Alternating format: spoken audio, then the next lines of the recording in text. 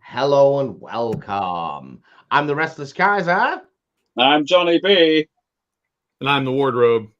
But together, we are Modeling for Advantage. Oh, yeah. Sweet. Here we are tonight with the Itinerant Hobbyist, Wardrobe Plays World War II, or Todd, as he's known to his friends and fans. Let's have a quick catch up with the chat, who we got here on our Saturday international live show. So we can run at a slightly different time to suit an international audience. Rich John's going to miss the show. Looking forward to watching it whilst painting Jedburgh French partisans. Nice. Gun Barrel is here. I think he's part of your crew, isn't he, Todd? He's a Canadian. He's a Canadian, eh? Yeah, Canadian. He and I, we're each other's arch nemesis for the most part. Gary Saffron69, who has recently been building that French town from TT Combat for me. Got some pictures up on the Facebook post. He's done a cracking job with those. They look amazing. Awesome.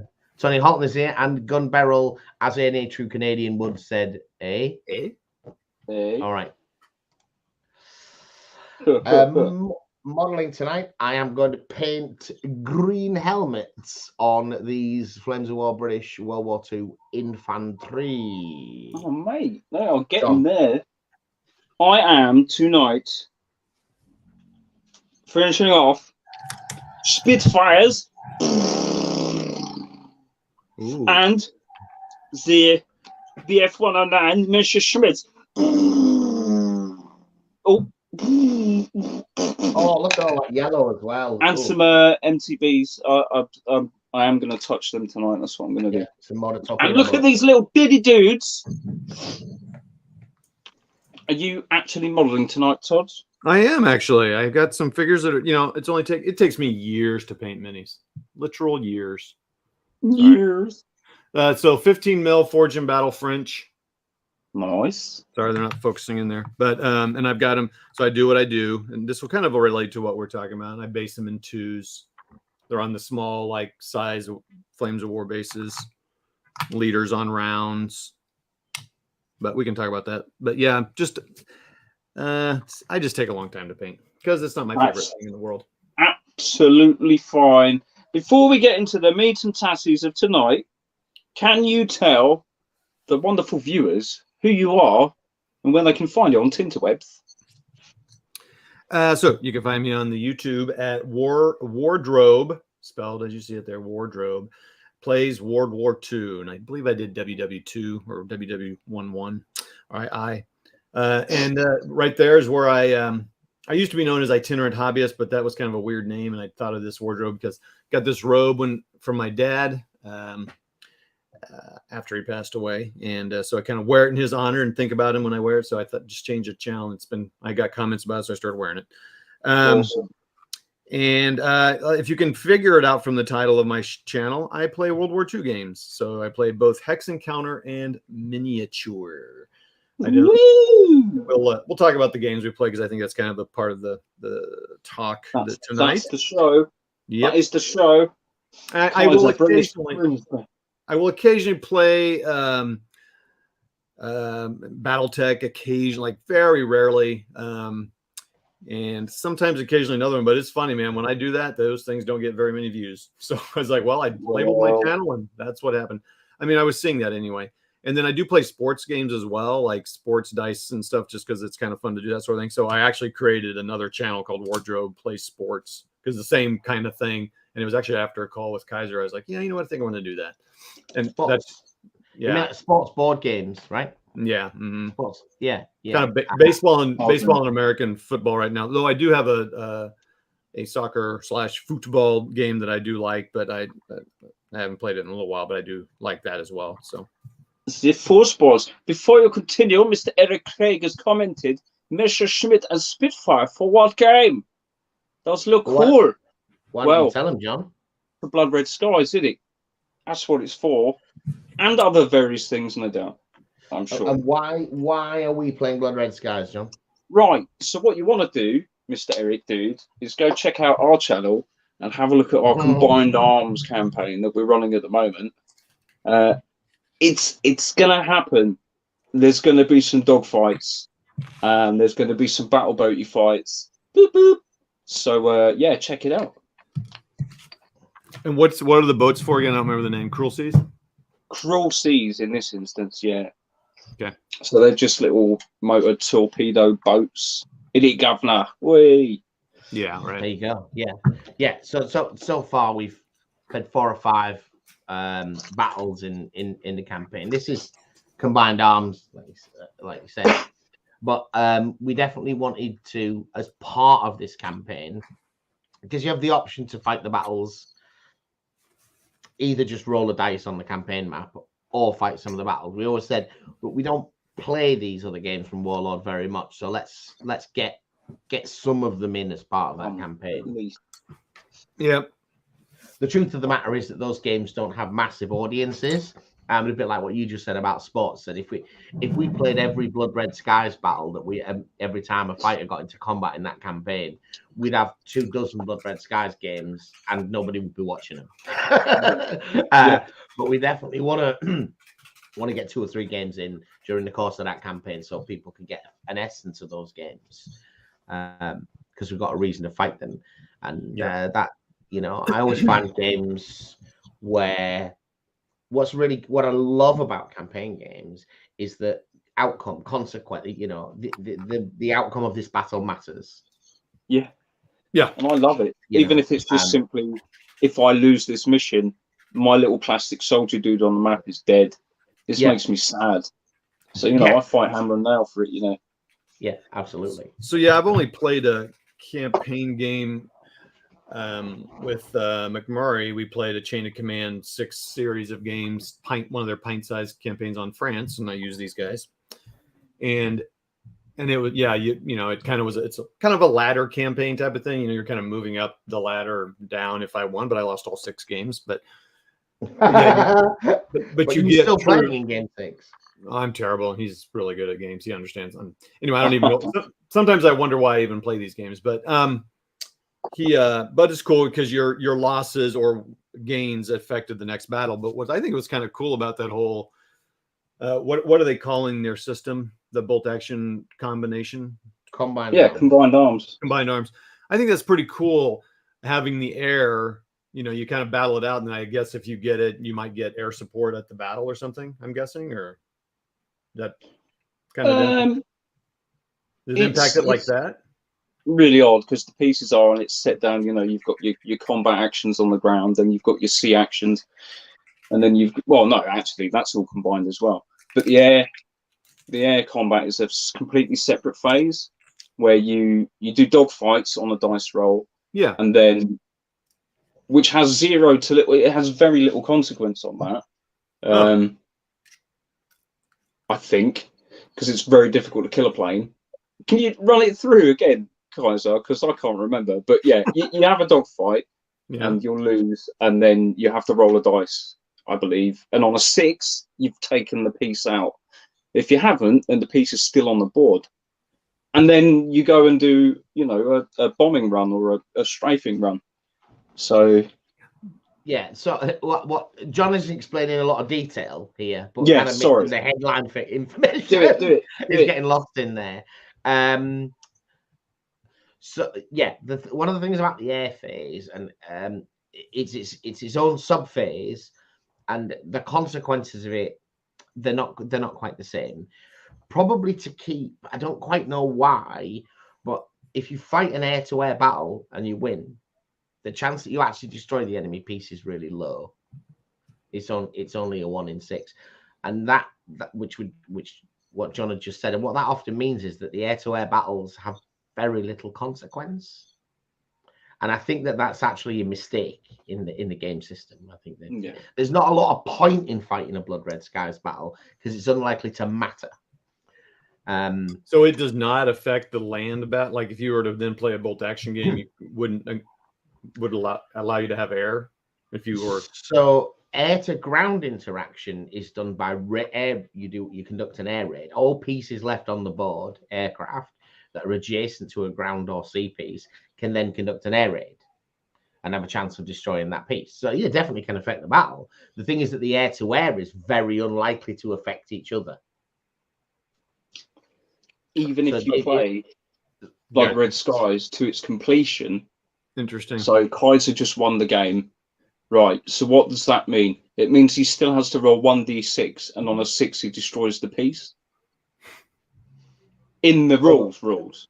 Yeah. But I think we're gonna mess around with that and say, you know, come on, if you win, then you win, and you've driven them off at least, you know, so they're gonna depart. At least temporarily. Yeah, that's interesting. Yeah. Okay. Well, anyway, I think it would be. I could. Someone could put this together pretty easily, where you fight the air battle, and if I have air superiority, then I get air support in my next bolt action battle. You know, maybe just nothing major, just No, and that does kind of happen, except you make a pre-bolt action game chance to just destroy that army. The problem is it's not when you win. It's not when you win. It's when you lose. You still get to do that as well. That's the problem with it. I gotcha. Weird, but I think anyway we're getting like distracted to a little really niche aspect of a game that we barely played. I think though this is a really important thing about game design is that the game has a set rate at which you reinforce, has a set rate at which you replace units. And actually, if you were killing planes on the scale that you could in that game, it might break that mechanic. And I suspect that that's fairly deliberate. Yeah. Am I making sense? If you were shooting down planes at the rate at which you might do if all lost battles were lost planes, then you would quickly run out of planes and never be able to replace them. Yeah, makes sense. Okay. It is quite clever. Well, anywho, sorry to distract. No, that's cool. Before... Yeah. Go. You wanted to say something, John? No, it's just somebody commented randomly, what's your favourite tanks in... I was going to work my way through the comments now and then get into the meaty things with Todd. Shall we do that? Yeah. All right. Okay. Do you all find yourself playing games that get views rather than games you enjoy? I keep saying to myself that we should. We definitely should do that. John and I, fundamentally, we play the games that we enjoy. Sometimes it's hard to give up on a game. So we probably played a lot more of Warhammer's 9th edition than we actually enjoyed. But I think that was like emotional reasons rather than viewing figures. We're a bit reluctant to just admit that we did not like it anymore. Yeah. Because we still like the models, we still like the stories. But no, if I was only making videos for views, then you definitely would have all seen a lot more of this, which we have been practicing. This is the epic American Civil War, although my figures are from Callistra, because we've made one black powder video ever, a battle report, and it is the second highest performing video that I've ever made. Oh wow, that's interesting. Crazy. But we did enjoy it. What I don't enjoy is all the painting for it. Yeah, so I had to do all of the work there, all of it. And that's why you haven't seen much of it. We are definitely going back to it. Todd just disappeared. Oh, I'm what about you, John? Sorry, I'm with you. I'm just looking for some book here. Hold on. Mm-hmm. Me personally, I mean, I enjoy a lot of games. There's very few games that I can say, do you know what, I really don't like that. Unfortunately, one of my favourite games, which we just mentioned now, was 40k. I'm not enjoying the system as it is, and we always get back on this, but I still love it. As Kaiser says, I love, the lore. I love everything about it, but except playing it. So that's the main one. What other games do we do that? I don't know. Is there anything that you think that we play purely for the views? No, I mean, bolt action's kind of our core game anyway. It's just convenient that it happens to get a fair few views. Flames of War is good because it's the same sort of era in the theatre, and it's Diddy Men, so that's cool. So no, not that. I would say SPQR, but it's not like we get the views for that. I mean, it's not bad, but it's... And we enjoy that game though, right? Yeah, we've made it enjoy the system, but we enjoy the game. Don't we? Yeah. Maybe I don't know. I don't think there is any games that we play that we don't actually enjoy. No, just for views, kind of thing. Purely for views. I think there's maybe stuff the other way around. There's stuff that we play that we enjoy that we know won't get views. Yeah, we still want to play it. And because we have to film, we pretty much film everything that we play, John and I, because we need to make videos all the time. So some of the stuff, like Lost Patrol, for example. Oh, yes. You'll see videos of games. We know they're not going to do well as videos, but we like the game. Todd, do you find yourself? I have thought about it occasionally, but my videos are so kind of done. I don't do a lot of planning. I don't do a lot of editing. So I don't think it matters if I was playing Warhammer, I wouldn't get a ton of views. But no, I don't really do that. I have considered it in the past and like, no, you know what? I play what I play and like what I like. So good. There's that. But my goal of my channel is a little different than maybe yours or some other people's. So go on. What's your goal? What's your ultimate goal for Wardrobe? World domination. Well, then I must be failing in that. No. So it's really funny. So I started it because I just enjoyed people showing their stuff, and I thought, well, I can do this, and I like video and audio stuff. I've done a podcast in the past about business stuff. I'm working on one now for a business thing. So I really just like that sort of thing. And it was just kind of fun to show, like, one of my very first video was an unboxing when unboxings were not a thing. And I did it because I'm like, well, there's so few stores. It'd be nice to show it. Well, now unboxings are like dime a dozen, but it's like one of my top views and then the company loved it because they're like, holy cow, this isn't cool. But it's just fun to interact. Like Gun Barrel, he and I have been going back and forth for 10 plus years. We've never met each other. I don't know what he thinks about this, but if he's ever in the US, I'd love to see him. I'd love to meet him in person. There was a guy named P. Beckus, Paul. Never met the guy in person, but chatted with him online because we met via YouTube. And, he recently passed away from cancer.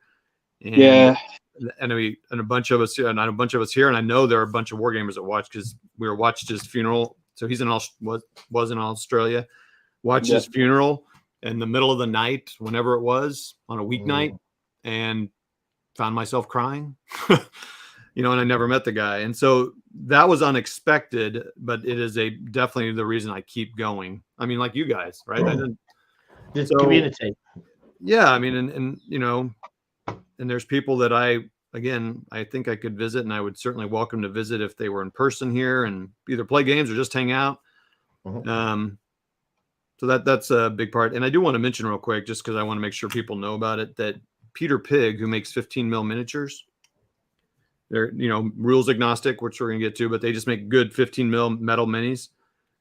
They're in England there. They have I didn't know they did this, but they have a line of like 5 or 6 minis that they've made after a well-known gamer passes away.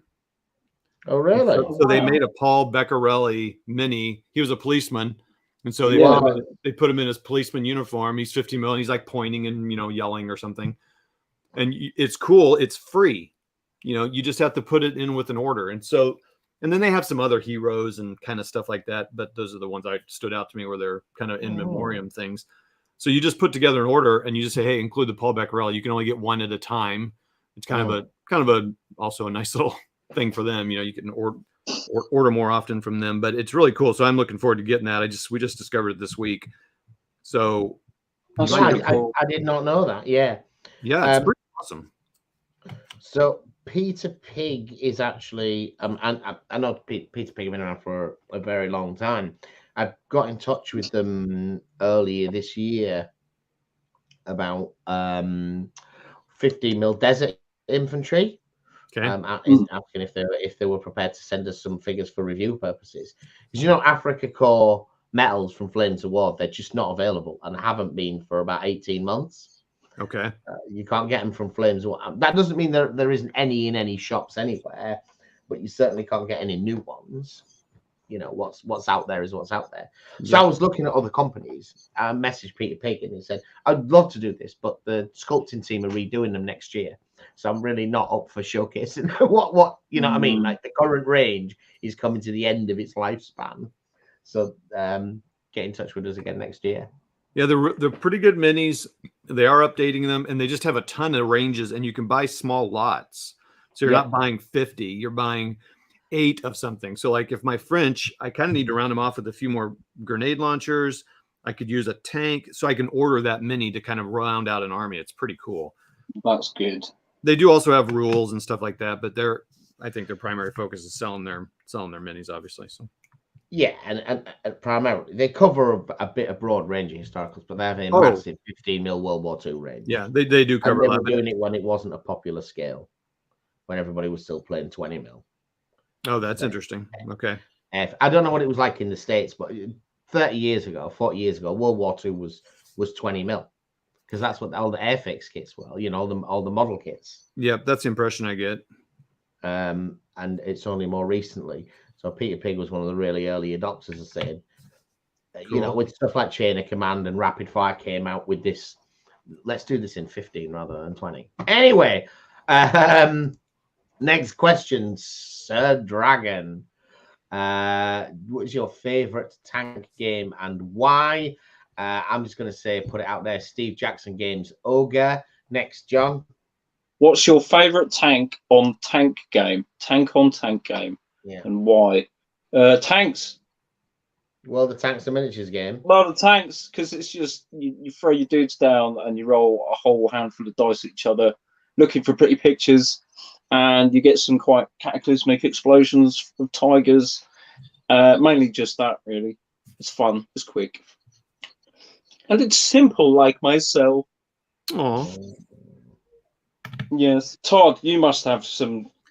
here's the funny thing. I'm not a huge fan of armor only games. I mean, to me, it's almost like why I struggle to play BattleTech a little bit, because to me, it's like that's the same thing. It's just a big old tank, but it's walking. Yeah, true. And skirmish games, I just have a hard time with it. And I've just never been a big armor fan, but I have played. I have played What a Tanker by Two Fat Lardies, and I really enjoyed that one. I was surprised. I was surprised, like, oh, well, this is, and I've only played it virtually when, you know, in pandemic was hardcore, and you know, I don't remember who even put I think Chris Arnold and Jay, his brother, so not Jay, that channel, they played it virtually right in their house, and it's a pretty simple game to play. You could probably do World of Tanks too, because you have so few figures and you can actually see them, right? Whereas like these guys, like, is that infantry? Well, at least you can see your Sherman on, even if it's 15 mil, which is what we played it in. But it was fun, you know, because, you know, you roll your dice and you have limited options, and it's kind of a Two Fat Lardies game, but I don't know, it was enjoyable. So I would vote for that. I've looked at it. If there's a Lardy game that I'm tempted to give a go, it is What a Tanker, because that kind of roll dice, let's see what you can do, feels a bit more credible when you're talking about one tank commander. Right. Yeah. Yeah. We are way behind with the chat, so I'm going to blitz it now. Eric Craig is painting some 2 curse boxes. Charles the Torah has joined us. What's up, Chuck? Axe and Axis here. Tony Halton. He's really like What a Tanker from Two Fat Lardies. Yeah, I've heard good things about it. Just finished my second mission of American Tank Ace. I don't know that game. It's a new board game. Oh, right. Yeah. Nice. I just got the rules for World of Tanks, played one game, enjoyed it a lot. Yeah, mate, it's not a historically accurate game, but it's a fun game. It's a fun little game. Nearly happened in the Battle of Britain. Something nearly happened in the Battle of Britain, I'm sure. Very easy to upgrade counters to my GHQ micro armor.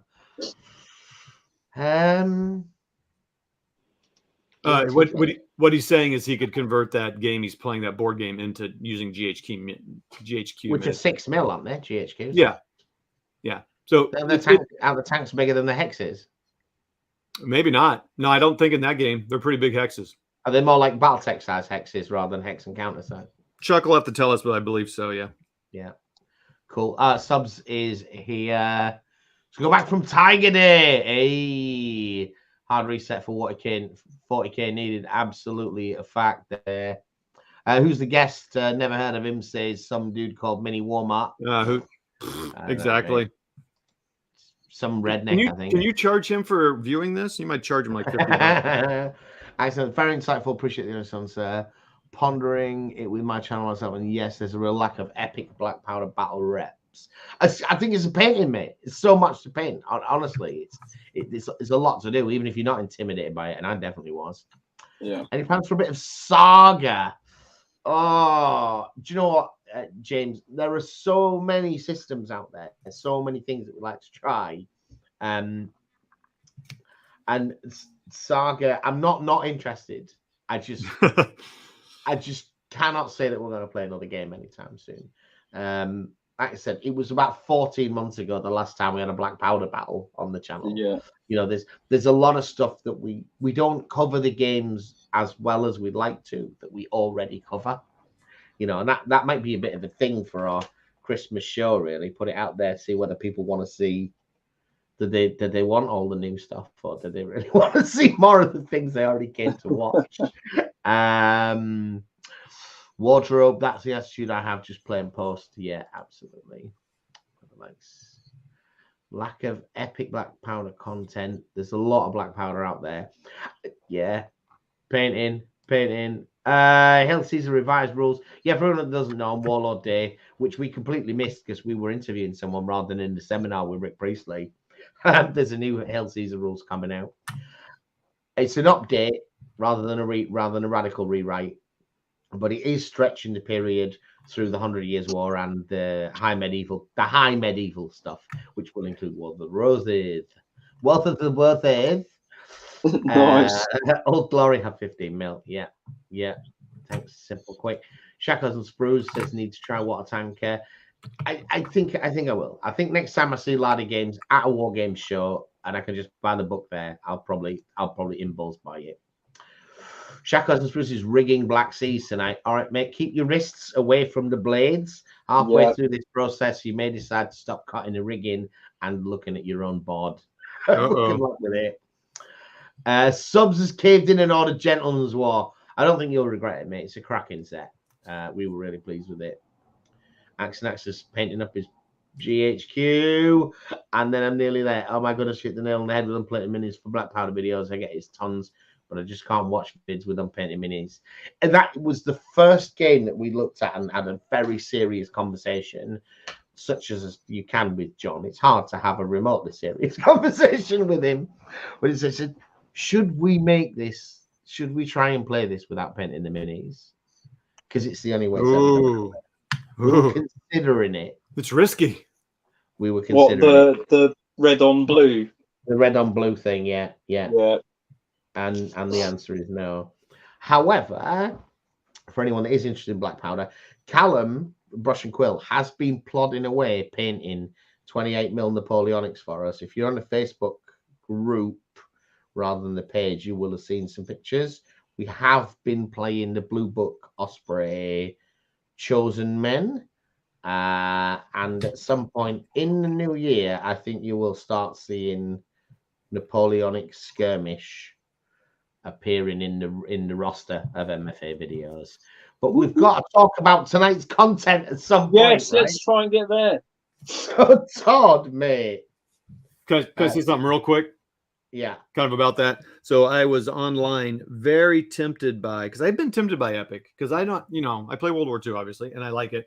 And I think, gosh, man, Civil War would be kind of cool. And Epic is like my thing. And, I may not paint it. Maybe I just wouldn't shoot videos of it. But then I saw these WoFun flats, plexiglass flats, and I was super tempted by those. But then a board game company put a sale on, so I bought board games instead. Moving on. See, that's another topic. What you're talking about is like acrylic standees, right?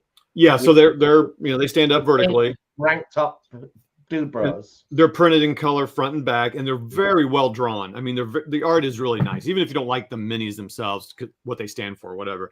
The art's pretty cool. I mean, they got expressions, and they're very colorful. And then the front and back, and then they got the cannons. So those are plexiglass, and then they just slide into MDF bases. You got to glue them. And then they have generals, and they have rules, but you can buy them. You know, again, agnostic. You can play them with anything. But I was getting a little bit of pushback from my friends here because they don't like Epic, and they were not liking the fact that I might play that. But like, well, I don't have to paint any minis. Yeah. I've seen these. I work in a school. We collaborate with some other schools to run some war games tournaments sometimes for our nerd kids. And one of the other schools, they have a lot of black powder, these acrylic standees that they play black powder with them. And I looked at them and I've seen people online, some people quite fizzy.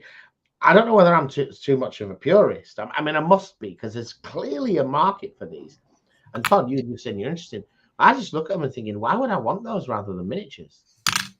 Because to me, I'd be like, this just isn't at all the same, you know. I don't know why. No, I mean, to me, they're not better than like a matchbox that's been painted with red and blue or something with a stripe down the middle to distinguish between infantry and cavalry, because it isn't miniatures. But that's me. What do you think, John? I mean, I have actually seen these. They're in the back of War Games Illustrated quite a bit, or in there. There was an article not so long ago, and I don't know. I'm intrigued by it, and I think if I could compartmentalize it in my head and say, do you know what, I'm going to use these for this specific game, I think I'd be all right with it, because I am a bit of an elitist regards to miniatures as well. You know, it's a big part of the hobby for me. But if I was to say, right, I'm going to play Black Powder or some epic Ancients game, yeah, I most probably would. But aren't you a sucker for the new thing, though, John? I am a sucker for it. Well, yeah. You know, all that cardboard fantasy scenery buildings you've gotten so far. Well, that wasn't that new, but yeah, I did go tatties deep into the old. I can't even remember what they're called now. That's how long that phase lasted. The last phase was Callistra Hexon terrain. Oh I did invest a lot of money into that. Possibly even bought some shares that I'm not even entirely sure. But bought some shares. yeah. I've used that at least 2 times, 3 times. So we are going to use. We talked about the other day though. We were going to use it for at least one game. You're going to let me, because you were like, get that abomination out of my house. Yeah. When I bought it, so it's nice. Yeah. It's nice to think that you're, coming around to the idea. Yeah. That's cool. I'm not coming around to the idea that it's better than just a regular board with some flock on it. I'm just coming around to the idea that it's something different. Yeah. True fact. So Todd, you said that standees, right? Okay, you'd definitely be tempted. Yeah, because I definitely do not want to paint Napoleonics or Civil War or AWI. I don't even want to paint World War II, and I love World War II. So I'm definitely not going to paint those, and I'm not going to play it that often. Maybe once a year. So if I can have many, I mean, I play board games, so I play with a counter, a little tiny counter that represents a division or squad. So to me, that plexiglass stand is like cool, because right, compared to a circle with a dot in the middle on a cardboard, this is a massive step up. This is high end. Yeah. And I hadn't considered that from people at the kind of board game end. These things are like premium counters, right? Yeah, they're awesome, and they look really great. And you pull it out once a year and have a cool Napoleonic or ACW battle, and you're good. I'd pull it out once a year. Oh, excuse me? Is that what? At least, need it or not. Anyway, that's enough on that. That's probably that could almost be a topic. I don't know, maybe not quite the full. Definitely, it's becoming tonight's topic. Right, so Todd, we want to talk a little bit about more than halfway through the show, a bit about miniature agnostic gaming, because that's kind of your thing. So for people that have not watched your channel very much, a couple of things that you do. One is that you play just about every rule system you've ever heard of. You then decide to play a game using a scenario from somebody's rules, the infantry rules from another set, but you're going to use the armor penetration for tanks from a different set of rules. You have better mix things up a lot. and often play the same scenario through several different game systems as well as a test. Tell us, why did you do that, Todd? Why did you do that? Well, I have a hard time. So I've always wanted to find that one true rule set that rules them all. So that I can just get it and play it and get to really know it. And I'm not trying to learn new rules all the time. But guess what? It just doesn't happen because I'm playing. I mean, I got rapid fire on the way here, for crying out loud, just to see what it's like, because I've heard about it. I played a million years ago. Some guys adapted convention way, and I see about it and blah, blah, blah. So, you know, and I just see things in a battle group that are cool. So I want to try it out. And so I play it. And then I think, and then, so recently I played Barkman's Corner. It was a scenario designed in Flames of War book version 3 from, I don't know, one of them. But and I thought, well, how cool. Let's just see how it plays. And I think I played it in Bigger Battles, which is Wiley Games. I think I played it in Iron Cross. I played it in Flames of War version 3, and I played it in the 4th one, I think. It's just because I like, and it's a small scenario, so it doesn't take too long to play it, right? So it's not like I'm playing some huge thing. Only on small scenarios do I. One German tank ambushing a load of Americans, isn't it? American tanks, yeah. Broadly speaking, yeah, with like 3 infantry stands for the Germans with, you know, Shreks or something. Why do I do it? I don't know. It's just because there's so many cool things and rules. I guess it's kind of that new shiny thing syndrome or whatever, right? You kind of just tempted by things. So I just end up enjoying it. And I still would like to find that one rule set, or maybe 2 or 3, depending on the size of, you know, like a skirmish, you know, company and battalion level. I mean, the rule set that I've played the most is Blitzkrieg Commander, which is, you know, each stands a platoon and you're playing a battalion or bigger supported battalions against each other. And that's designed, for anyone that doesn't know, that's now owned by Pendragon, I think, and it's kind of based, expecting you to use 10mm miniatures, but they're usually based, so it's not a big deal if you use a different scale. Not at all. I started out playing it in 6. I played in 15 now. It works. It's all good.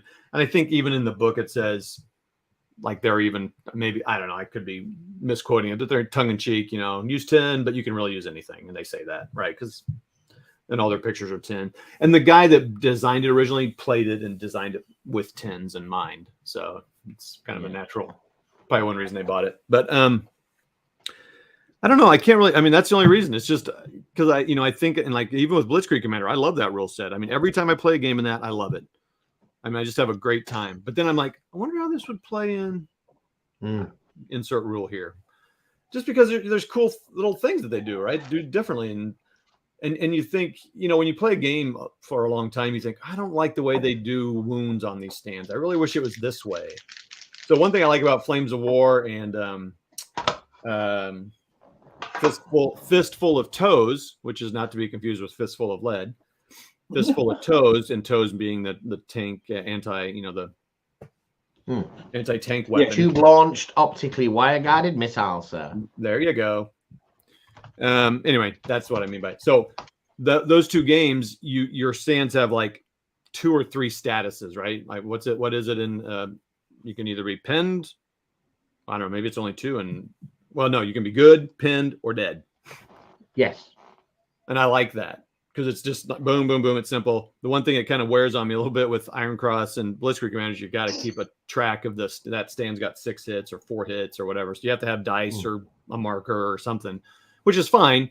And, you know, now they have cool markers with little dials and you can put grass on and it kind of blends with the table and you don't have a little die there. So that's cool. Like from, I can't even remember the name of the company that makes them, but, you know, so I think you just kind of get like, you just think something's greener on the other side. So you try it and you're like, oh, that's cool. I do like the way they track that, but ultimately I like Blitzkrieg Commander or whatever. I don't know if I really answered your question, and it was long and rambling. No, because the idea is that we talk through these things, right? Yeah. Because there's different views. Because one of the things that's interesting, I've seen you've been doing that, Barkman's Corner, you get massively different results by playing with different rules. You played one of those, and he was basically like, this guy is going to get overrun very quickly. Yeah. And in another one, he was managing to hold them off. And I was like, right, your rules make huge differences to the outcome of your battles.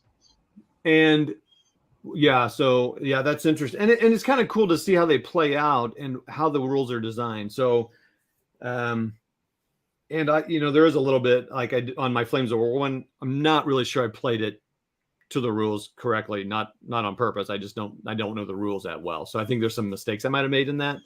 So that it ended in 3 turns. I didn't even film that one. It ended in 3 turns, and and it was designed for that game. So I have a feeling, it should have gone longer, right? Maybe I just did. I also could have done something very stupid.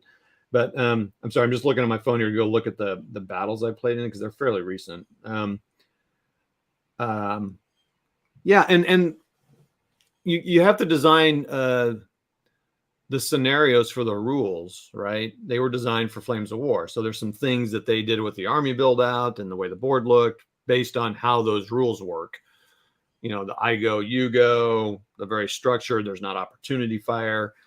And so then when you introduce completely different rule set that maybe has opportunity fire or some weird, other mechanic, it's like, oh crap, that didn't work. I need to change the number of turns it's played. I need to change in line with those rules. I played them with Iron Cross, and Iron Cross is like Flames of War. It's designed for a company. I mean, really, that battle doesn't even really fit Flames of War that great because Flames of War is company because it's a tank platoon fighting a tank. Correct. Yeah. It's like a tank company. It's like It's like 15 tanks. On the American side. That is, yes, those are Americans. Yes, yeah. Mm-hmm. Yeah. And then Whitman is British in the same kind of situation. Whitman, yeah. Anyway, we don't need to get into scenario design. That's something totally different. But yeah, how it's designed. So that was kind of fun to see. So what I had the most fun playing that in this time was Wiley Games Bigger Battles, which is this set here, which is a sandbox game. I believe you might be having a guest on soon. Jay Wiley is coming on the show on Tuesday. Yeah. Oh my gosh! But that's a coincidence. Yeah. It is a coincidence. It is a coincidence. But I actually had the most fun with that particular battle using those rules because those rules. It's a sandbox set, so I could meaning. He doesn't he has 3 tanks and 2 platoons statted out in here. I mean, he covers, as you can see, every era, everything, fantasy. So it's up to me to design the tank stats, the Barkman stats and all that, and the traits as they call them to fit my game, which is exactly why Wiley did that. He wants you to do that. He wants that to you make it your own game. Yeah. And so I was able to design it. And I must have designed it. In this case, I must have done the traits and so well because it went 6, 7, 8 turns. It was back and forth, and it was pretty fun that way. And so that one lasted longest. Iron Cross did not play well in it, and it just showed me that Iron Cross really you'd have to do too many special scenario rules to make it work in Iron Cross, which in my mind's well, maybe that's not the best rule set. So what it convinced me of is that Bigger Battles might be really good there's a set of campaigns and scenario books called Skirmish Campaigns. And I think and I got a couple of them, but they cover so they don't cover Pegasus Bridge because that's covered a million times, but they cover the Maryville Battery and all the other stuff the other airborne guys were doing north and east of the Pegasus Bridge. So you got a platoon or smaller attacking a battery of guns, kind of like Breakcore Manor or something, but these are guns and shelter or casements. And I think, I think Bigger Battles might be perfect for that because you have very named, not characters, I hate to say that, historical figures. So then you can stat those guys out, and you got 5 to 8 guys per, because they really broke up the airborne to kind of really go after this attack. And I felt man, I think I found the right scenario size for Bigger Battles, which was kind of cool.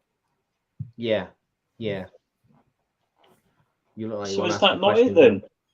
Is that not it then, Todd? Have you not just found the one game to rule them all? Rule them all. Man, I would say in a way with Blitzkrieg Commander I have, because I always go back to that. Almost always. Now it's been a while since I played a game because I've been really playing around and then been doing some board game stuff. But I always go back to that one and deal with that little frustration with marking the casualties. So I'd say for that, in that level, yes. I think I might have found him in bigger battles because I had such a fun time with that one, and I kind of realized the nice game size for that. And where I'm kind of settling, where I don't have one, is company level, and that's why I'm kind of leaning towards Iron Cross right now. But I got to try a few more games. As much, because I'll tell you what's cool is there's a few channels out there that they play one game for the most part, and they really know the rules. And you're not always, I'll tell you the frustrating thing is I'm always having to learn new rules, and it's such a pain in the butt. And Mini Warmet makes fun of me because half my videos are this. Yeah. So, because I don't edit and stuff, which I should, but whatever. You often stream your stuff, don't you? Is that yeah. All right, this is what I'm doing tonight, and you're interacting with the viewers. Yeah. I certainly recall in the past watching your videos and looking up a rule for you. Tell you how it works. Yeah, which I appreciate. So there's a guy named Steve, and he runs Balagan's Outpost, and I don't know what Balagan is. It's some historical thing. That guy plays Crossfire for the most part, and I'll tell you what, that guy has years. His blog he's a blog. It's not a video channel. Going on for am I still with you guys? I think Johnny froze up. We've lost John. Yeah. Okay. Yeah, something's happened. Yeah, I want to join him in the. Join him. You've gone fizzy. Oh, there we are. Am I back?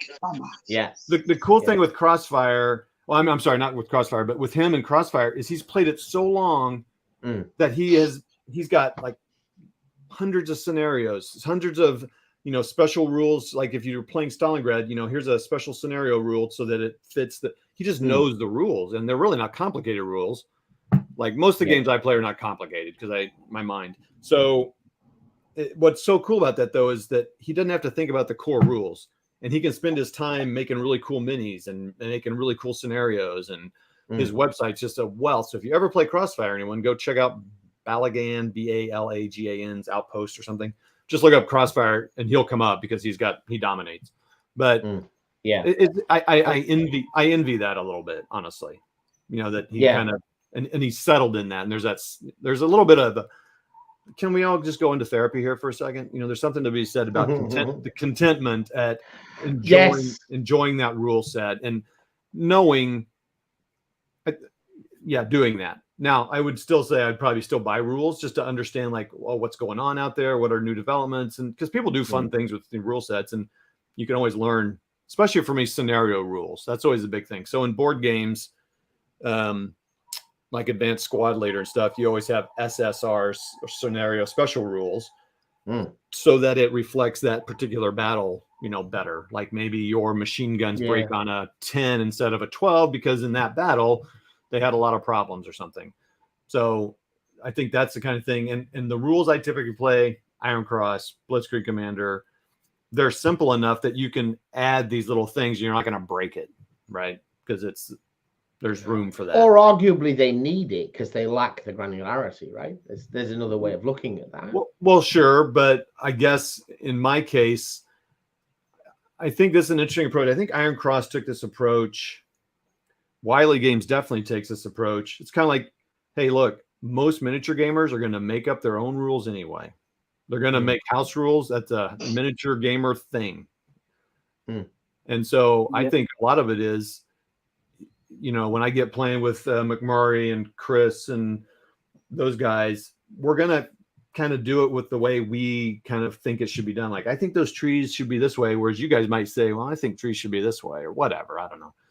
So I think that kind of happens. So I think there needs to be I think that a lot of those rule sets are like and even Battle Group does that. And that's a very big published set of rules, but they don't cover like buildings and terrain very heavily. It's almost like you guys will figure it out. You're grown boys. Yeah. I mean, because they don't expect to be played in a tournament. Now, if you're Bolt Action and Flames of War, you better have that stuff figured out because we don't have time to sit there and go, hey, this is that, and no, we play it this way, even though I think that still happens. But from what I hear, but yeah. Oh, there definitely people house rule, and tournaments have certain additional rules for bolt action. Yeah. Anyway, so yeah, I was interested in what you were saying there, because I'd never considered it in that context, and you know, because we kind of we were supposed to be talking about miniature agnosticism, but we end up doing, and that's always the case. We end up talking about rules and rule systems, because that's really the other side to that same argument, right? So I know I want to play 15 mil World War II, right? So which rules am I going to play then? Now, for some people, it's very easy. They see Flames of War or Bolt Action. These are companies that generally they do the whole package, right? So you can go to, you play Bolt Action, they'll make a starter army, which is I wouldn't say it was a competitive, but they'll sell you a box for £100, which has got a playable Bolt Action army in it. Warhammer will often sell you a box for £100, which has got a junk army in it, when the models are from units that are any good in the current system. Certainly with Flames of War or your Bolt Action, you get an army in a box from that company, off you go. But the other side of that is I find much more interesting, and I think you're right. Is finding that rule set that you're happy with, and I've never really been able to understand these guys who just play one game. The guys who play Blood Bowl, and that's what they play, or they play. You mentioned guy plays Crossfire. That's what they play, and I've never been able to do that. But maybe that's me, right? Maybe I've just never been happy with.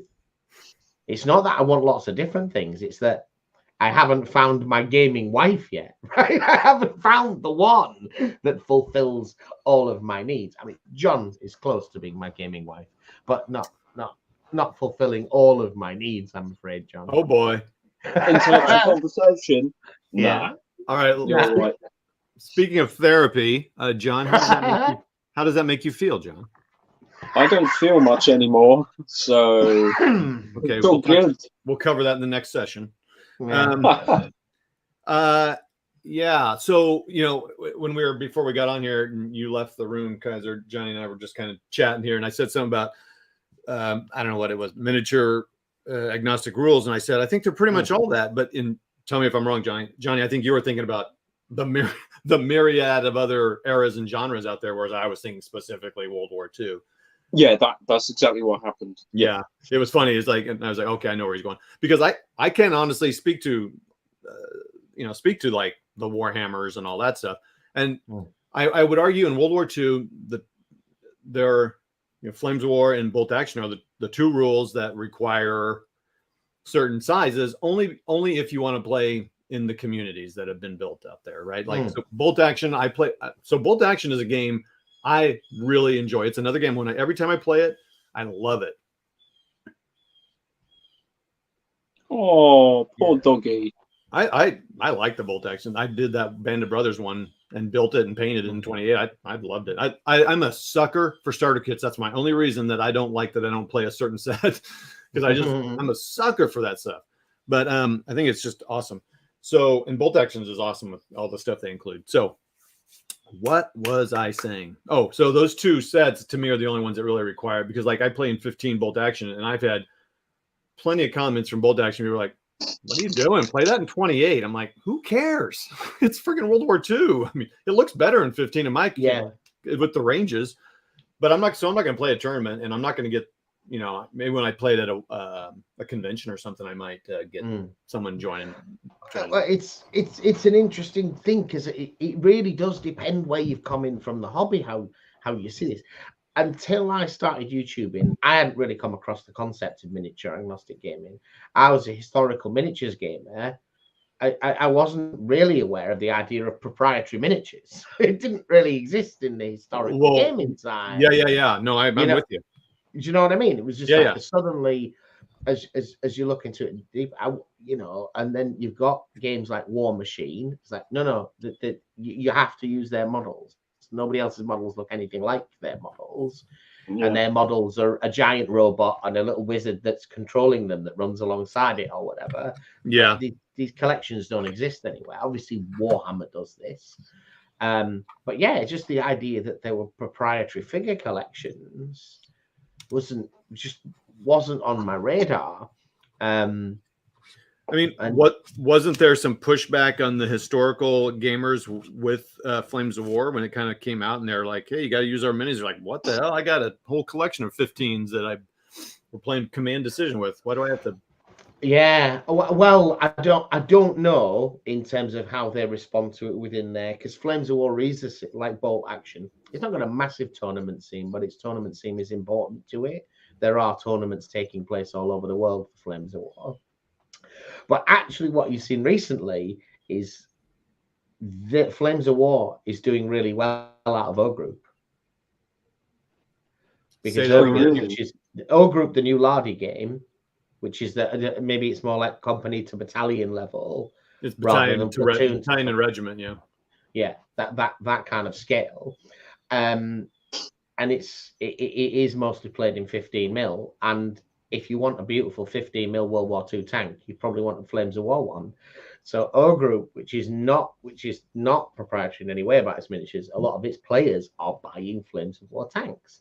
So it'd be interesting to see Flames of War. They're sort of seeing the other side of miniature agnosticism. But what happens when you make better models than other people, and suddenly other games want to use your models? So this from yeah, and I don't remember the base. I've only kind of tangentially paid attention to O Group, but you could probably use those same bases too. Absolutely. Because Flames of War have a really decent system for basing your infantry. They make bases with holes in. And as long as you've got a decent range, you've got 10 different infantry poses and you've got 5 different arrangements of the models on the bases, you'd know 2 bases look the same. That's brilliant for the scale. They've got some, really good stuff out there from a modeling gaming. Yeah, Shackles and Screws. Flames of War kits are perfect for O Group, great minis, and in plastic. Exactly. Now they've done, and I don't even know if they know it. I don't even know if they know that a lot of people who've been buying over the last 18 months have actually been buying for a different game. Yeah. They I don't, for some reason I didn't jump on Bolt Action initially, one reason I didn't jump on Bolt Action and Flames of War initially is I don't like the whole concept that, well, let me be careful with this because I'm going to be a hypocrite. The concept that you buy this book, then you got to buy all these other books. Oh, and then in 5 years, guess what? We're changing it to version blah. And now you got to buy all the new books again. I'm like that. I don't mind buying all the books. I think that's one thing I do like about those games, because then you get lots of little details. See, I've got quite a collection of these. It's more than these 2. And you like scenarios, right? Which I'm a scenario guy. We should have next time you're on, we're going to frame this conversation more about scenarios. Okay. Because I think that there's more talk to do there that we haven't really talked about at all. Yeah. So I like them, and then you can just see all the different stats and get in the way they do things. And that's one thing I do miss. But when Bolt Action goes to version 3, which it ultimately will someday, some year, I doubt I'm going to buy all those new books, because they're going to repurpose half this stuff, and it's going to be with their new whatever. I think you might be wrong there, Todd. On I don't think they will. They didn't reprint the books after version 1 to 2. All the books were valid, except for Germany, right? I think they did that one. Did they redo Armies of Germany? They might have. I'm not sure. Possible, but you're right. You're right. They didn't. I didn't know. If they go to that D10 system, which I keep hearing that they might do someday. Yeah. Well, I think that depends who writes it, and I think who writes it is going to be Alessio, and Alessio is a D6 guy, whereas Rick Priestley is a D10 guy. They're my thoughts on it. Flames of War though definitely has done that. Did it used to be D10s? No, I'm sorry. They rewrote all the books. I mean, they're kind of just yes. And then yes. So anyway, so that's one thing that's why one reason I like rule. I mean, and for crying out loud, I remember everybody. I'm World War II. That's what I play. That's what I'm biased on. So sorry, Kaiser, you may have got the wrong guess for this, because for in that case, because again, I think most World War IIs are agnostic. It's my miniature agnostic. Is you can. So what drives me crazy is when I see someone on Facebook or whatever, and they are a huge Flames of War guy, and then they don't like version 4. They get their panties in a wad. And like, I'm going to sell all my minis. I'm like, dude, don't sell your minis. Split a different game. There are like 55 million rule sets you can use those minis for. Yes, definitely. But then they'll say, yeah, but you have to base them like this. Who cares? Play it with the two. I mean, I played like this, games like Bolt Action and other things. It drives McMurray a little crazy because he wants them individually based, but they're going to be about that close anyway. So you just either mark the thing or you replace it. You make change. I don't know. But those guys that say that about their Flames of War guys, I'm like, here, sell them to me for a penny on the pound. I'll take them. yeah. Basic. I mean, it certainly does matter as you start looking at historicals. I think the rank and flank type games. So that is a bit more irritating. Having to rebase an army is not something you ever want to have to do. No, and I am not ever going to do that because it's hard no, it's hard enough for me to get going. Now, so the cool thing is, if you're into Warhammer, War Machine, I'm just sitting here trying to think of some of the others, but that are dependent on that. There are games like, and I know I kind of sound like a shill. He's very supportive of us and stuff, but the Wiley Games line. There's also a Song of Blade and Heroes, and they have science fiction. So there's a ton of sandbox sets like that, where you can use those minis. That like Warmud had some Space Marines he painted up, and he just played a big battle with them, and it's on his channel, and he was using 5 Space Marines against some town, and they, the town was defending against these.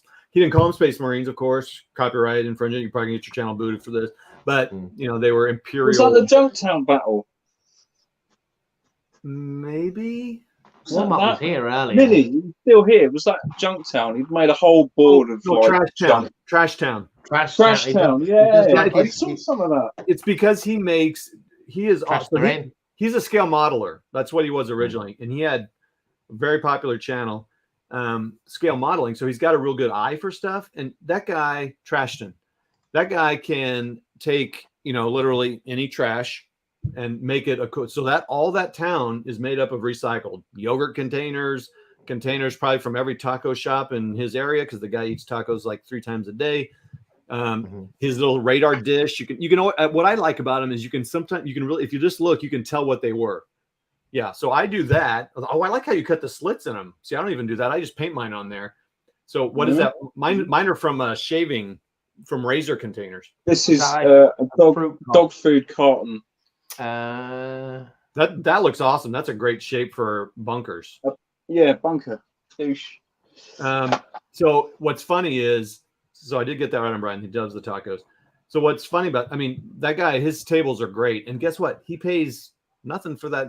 He pays them to paint it. And he pays for the paint and the glue. Yeah. But what's great is, and for what he plays, it's perfect, right? Because you can have this crazy scenery and stuff. So, and there has been one person that gives him a hard time about making Trash Train, which is hilarious, but who cares? Everyone else compliments it on him, so it's awesome. So what I'm saying is, he can buy some Space Marines and have fun playing them. There's just so many great things. Now, it'd be really hard to play. I think people do it though, and when the new editions come out and stuff, and there's some controversy, I'm going to print 3D or I'm going to use different models, but I never seem to see that sticking when they're playing Warhammer or 40K. They're playing 40K. They talk about doing proxies. I never see it last, it seems. Because their models are fantastic. I think they're amazing models, but this has come up a few times on the channel, I think, and it's something we as sort of community contributors, fellow YouTubers, we're in a really strange goldfish bowl, right? Because our exposure to the hobby is almost entirely through this platform that we're on. That's where this is where we spend our time. This is where we get our information. So we get our information or exposure from kind of the same group of people who are being supported by the same group of people underneath them. Is that people who watch my channel, watch your channel, watch his channel, watch their channel. They watch World War II Wargaming. They're probably, even if they don't know it, there's maybe 15 YouTubers that are kind of feeding into their knowledge on what's going on. And the reason I say that and saying stuff like that is that when you start talking about anything that's slightly sort of controversial or changing, saying, so I don't really know how many people are really doing 3D printing, saying, well, we look at a really small niche of the hobby, which is those people that are YouTubing and the people that they hang out with. Are they more likely to 3D print or less likely?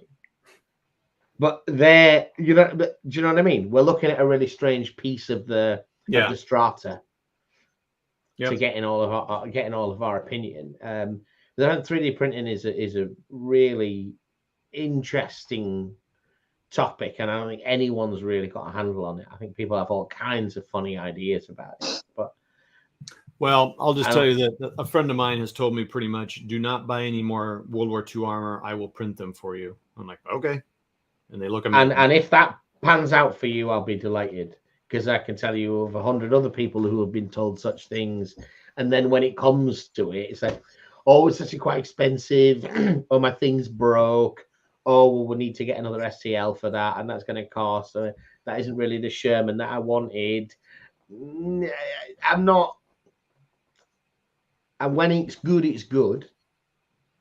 Yep. But the only people I know that are 3D printing or are happy about it are people who have just got their 3D printer within the last month, and they're real fizzy about it. But the rest of the people, I think a lot of it just sat in a box, broken. Well, I get what you're saying. I know someone like that, but a couple guys I'm thinking of, they've been printing pretty consistently for the last year, I would say.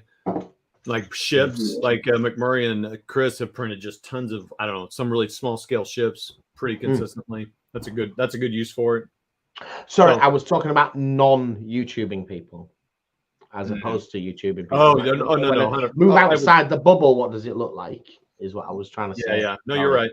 I mean, but I think you're right about 3D printing generally, because it's a cool. I'm sure there's a ton of people out there like exercise equipment that have bought it. It's cool, and then yes.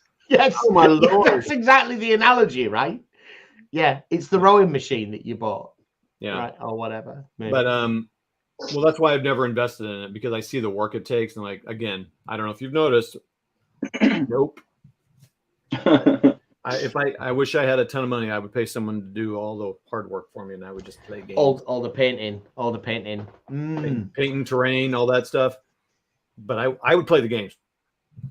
So we've barely talked about what we plan to talk about, and we're over time. So Todd, give us 3 tips for playing a scenario. If I want to play a scenario using a different set of rules from the one it was intended for, tell us. Give us top 3 tips, because you do this all the time.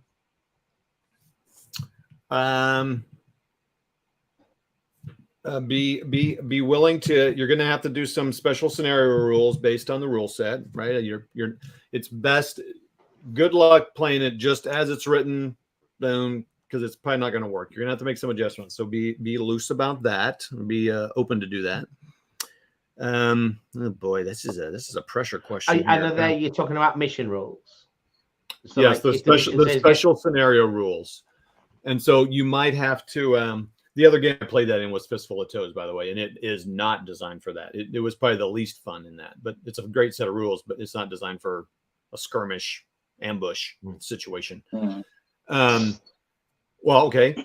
I guess another rule that would be important is, and Mini Warmat will laugh at me, but it's okay to abandon the game and like, you know what, this just isn't working out, and it's okay. So shut up, Brian. Mini Warmat. And man, it doesn't have to be a third. No, I think the third one would be have fun seeing the point for me doing it is, how do they handle all the different things? How does shooting work? How's penetration work? How's morale based? Do they model it at all? Why don't they model it? Why is there not opportunity fire and flames of war? Why is that? Just kind of figuring out, like, just having fun. Like, why are they designed the way they are? Because all these rules, whether you enjoy them or not, are for the most part well thought out. I mean, they put some thought. There's some reasoning behind it. All the rules I'm playing, and even the ones, so I always like to think about. I try not to put.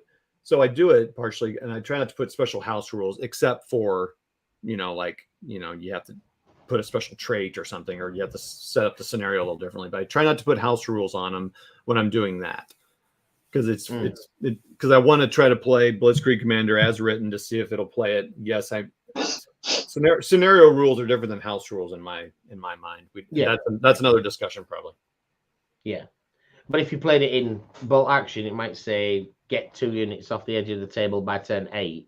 So in a different system where you have different movement rates, that might look really different. Oh yeah. So that's designing the scenario victory conditions maybe differently, or making it more turns or whatever. So yeah, those would be my 3. I don't know. I think we covered the topic, didn't we? I mean, somewhere. We just talked about a lot of other things as well. Let me ask you a question. What did you hope to kind of get out of the discussion about rules, miniature agnostic rules? I had no particular goal in mind. I just thought it'd be good to talk to Todd again. What's Todd been doing recently? He's been doing this Backman's Corner thing at the time when I got you on. So let's talk about that. And we talked a bit about X and counter games versus miniature games last time. But I'm really fluid about topic. There rarely is a topic.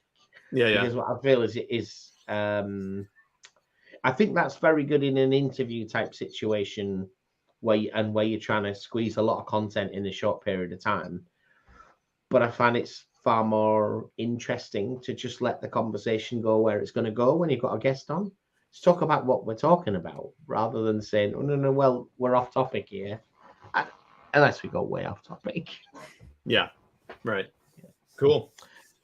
All right. I got the hats painted.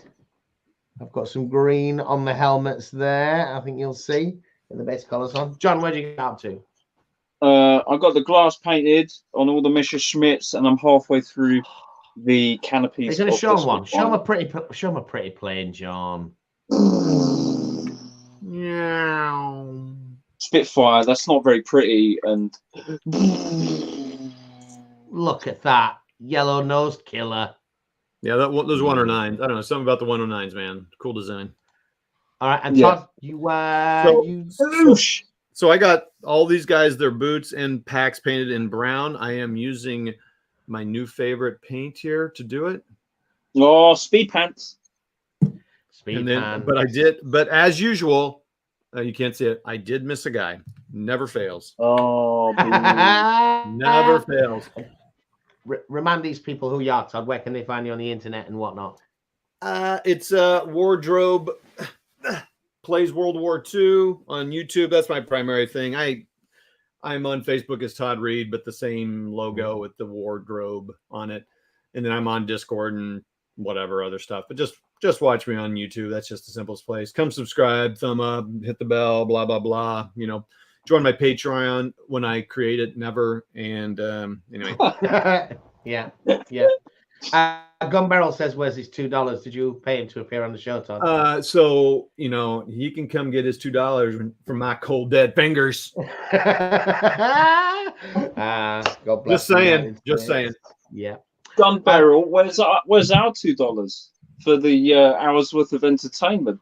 Exactly, man. Yeah, Gun Barrel. You can do a super chat on here. Can you do it on here? Super chat, bro. Come on, bro. I mean, well, the Canadian it's worth it. Well, let's be real, boys. The Canadian dollars. Yeah, you don't want that. Have you seen what's happened to the pound recently? Yeah, it's mostly worth more than the old. Probably a month's wages for us. I appreciate that very much. That happening. I just bought those rapid fire rules and some other British things. And Peter Craig. Oh right, yeah.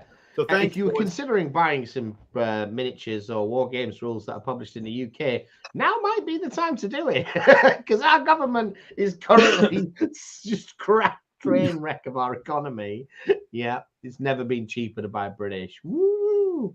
I love watching my British friends suffer so I can save money. Thank you, boys. Yeah, man. Cheerful note. Those, if you're interested in, especially in Wally Games, Fistful of Lead, all the pro. Joe Wally is going to be here on Tuesday night. We've played a couple of his games on a live stream. We've had a bit of a go with it. When you want to talk about miniature agnostic, this is a set of rules for you can play anything you want because it runs through basic shooting and fighting mechanics, and then a series of traits that you assign based upon certain combinations. You only have so many traits on each model. So if you want to do Ray Harryhausen versus Daleks, that is absolutely the system to do it.